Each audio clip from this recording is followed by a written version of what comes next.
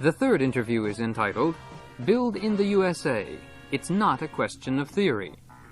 Mr. Kunihiro's guest is Douglas Fraser, President of United Automobile Workers. Mr. Fraser, I'm going to be rather blunt, and I hope you won't mind it. Now, do you think that the success stories of Sony and Kikkoman soy sauce will be repeated in the United States if and when Toyota and Nissan did decide to erect their manufacturing facilities in the United States, hiring a large number of American workers? Yes. Well, there's no question in my mind, and we have the practical example, the more related field than the ones you mentioned, and that is the Honda motorcycle. Yes. Where the Honda people told me during my visit here that it's just a smashing success. The quality is very, very high. They're very encouraged, and that's precisely why they've reached the decision to build passenger cars there, because it is so successful. There's no reason why it shouldn't be. Do you think that the opening of manufacturing facilities in the United States will help solve the so-called alleged automotive war between Japan and the United States? Do you think that... I think it eases the pressure greatly, and here again we don't have to theorize. We can look at a practical example, and that practical example is Volkswagen, who built 166,000 cars in the United States last year, and just a week ago today the president called me before I left the United States and said we're going to build a second assembly plant because the first one was so successful. And to be perfectly candid with you, here in Japan, among some of us, there is a bit of consternation as to whom you really represent. In other words, do you represent the United States government? Do you represent Mr. Carter, who is going to run for the election? Do you represent the American economy? Do you represent the UAW, or what? Only the UAW. I don't pretend to speak for anybody else. I don't speak for the government. I'm not here as a representative of the government. As received courteously, they listen to my point of view. I listen to their point of view. So you have found your visit to our shores extremely successful? From my point of view, yes. From your point of view, I think, it's how you measure success in terms of people allowing you the opportunity to present your point of view is very, very successful, and I appreciated it. Whether or not my mission accomplishes anything, only the future will tell us. I see.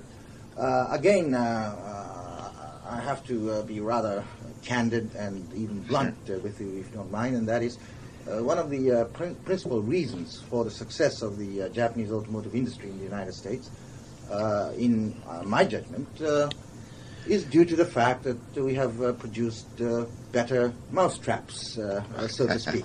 Whereas the less than perfectly satisfactory performance of the American automotive industry, in contrast, has been, in my judgment, due to the fact that you have been producing Monday morning lemons and gas guzzlers and all the rest of it. And I hope you won't mind my saying so. Now, do you think that you are going to be more productivity conscious and quality conscious, and that you're going to do something rather drastic in order to improve the in order to do something about the erosion of the good old Protestant Puritan work ethic in the United States, among the workers, that is?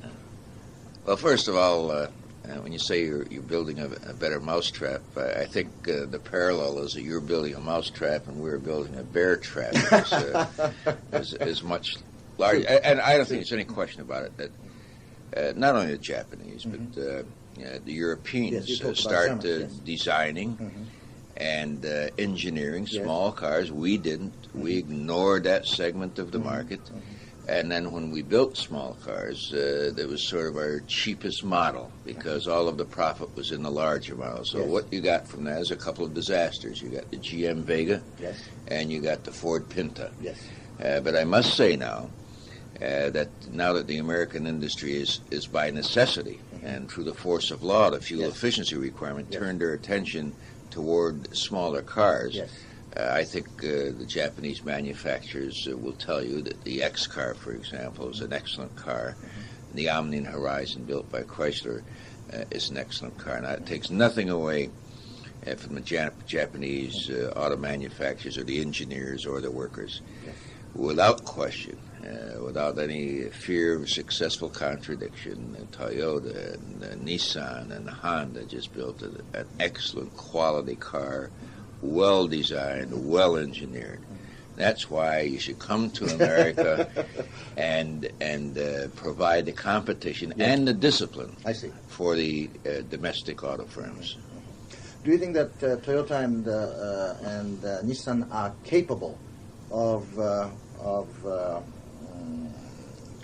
making a go of it in terms of human resources and so on, not only in terms of the quality of the American workers, but also in terms of the quality of the Japanese executives who, for the first time in their lives, will have to deal with non-Japanese workers? Do you think that they will be able to cope with this situation? Well, of course, there are other industries where I am told and I read when Japanese companies locate in America, they've just been smashing successes. I know of no exception to that. But their operation, is on a much smaller scale. Right? So then I would refer you to Honda.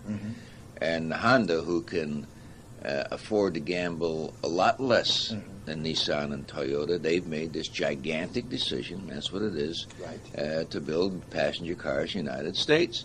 And then it's fortunate we don't have to argue theory here and concepts because we got practical models to point to, and here's Volkswagen.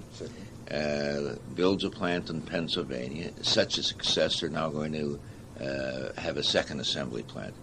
So you can, I suppose you can project and conjecture all you want about what the future holds, but I have practical, concrete examples to point to now in terms of the Japanese manufacturers being able to handle the situation. I just don't think there's any question about it all. They're just, they've got excellent records of the manufacturing process.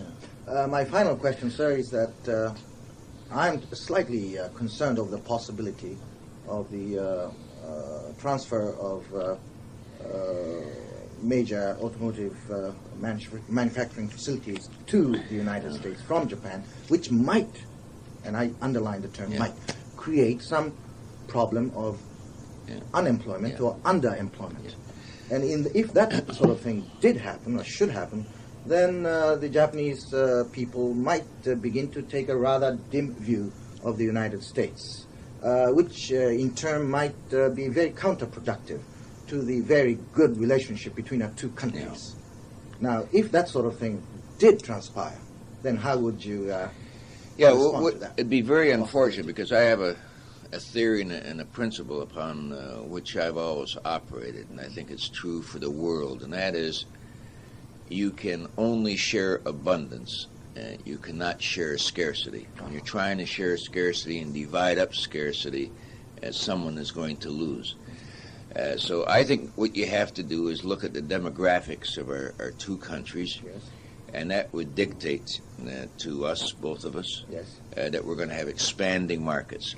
And now, if for some reason the markets did not expand as anticipated and as demographic studies would indicate, then we have some difficulties. And I don't think there's any question about it, that if the Japanese people think that they've, in addition to exporting their cars, have exported their jobs, I suppose it would be troublesome. Just as it's troublesome for us now. We have 220,000 workers unemployed. Now that, incidentally, has not caused us to take this position. We took this position in 1960 or 77 when we had full employment in the auto industry. We thought even then and advocated that Japanese industry should come to the United States.